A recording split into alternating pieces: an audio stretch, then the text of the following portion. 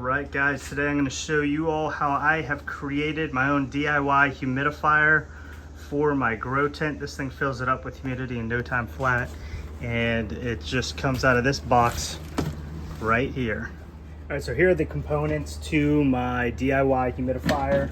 So first of all, we have a 27-gallon tote that I fill up with water. I got this one right here from Home Depot. It's got these waterproof seals right here. Very important if you're going to be making one of these because it'll keep your humidity from coming out the cracks.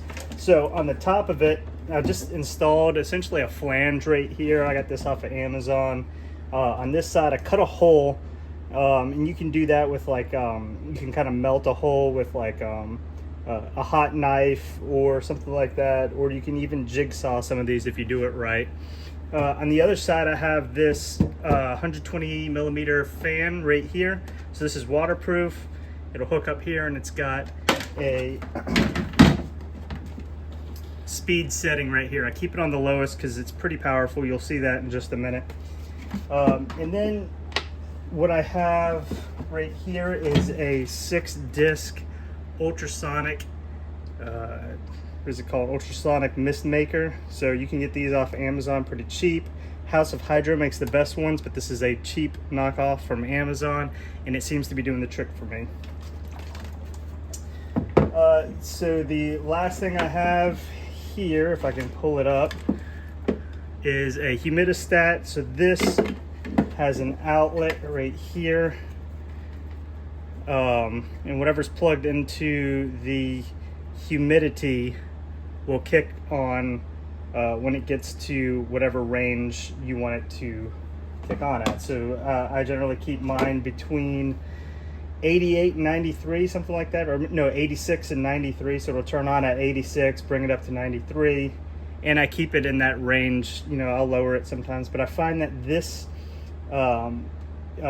sensor, which goes into the tent, runs a little aggressive. So it may say it's 93% humidity in there, but it's probably closer to 91%. So for mine, I dial it up. You'll have to play with it with yours, depending on what kind of humidistat you purchase.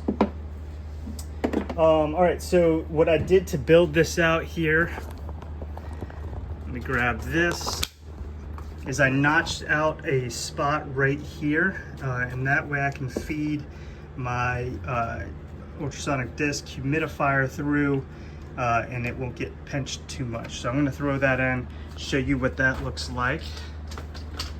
All right, let's see here. So this has like a float on it, so it's pretty, let me get it in here and floating. And I usually try to keep this thing about half full of water. If it does run out, your humidifier or your ultrasonic humidifier will recognize that and stop producing. So it floats, it keeps the water just a little bit above those discs, and that it'll vibrate and create your humidity. So we'll clamp all these on.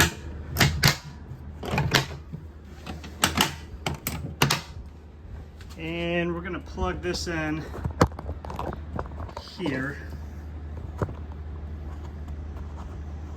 Let's see. All right, so I'm gonna plug, this is my fan and my humidifier. So we'll plug it in to the humidity setting.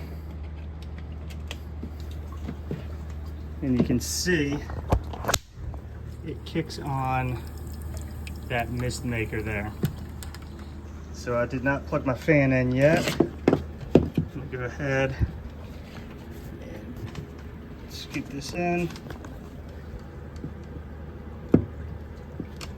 And you can see we got some nice mist being produced out the top of that. So I run my duct right here. I try to keep it tight so it doesn't pool any water in it. And we'll come to the tent, and you can see it's just misting it up. And this thing has worked great for me. It'll kick off whenever my sensor over here is where it needs to be. And yeah, I mean, the whole process is pretty easy. It's an easy thing to build out. I think it cost me, let's see, probably about $100 all in, give or take, depending on the humidifier you got. Like I said, mine was cheap, so it made the whole thing a lot cheaper to produce. So that is the humidifier. Hope you guys like it, and let me know if you have any questions and if you would have done anything different building yours out.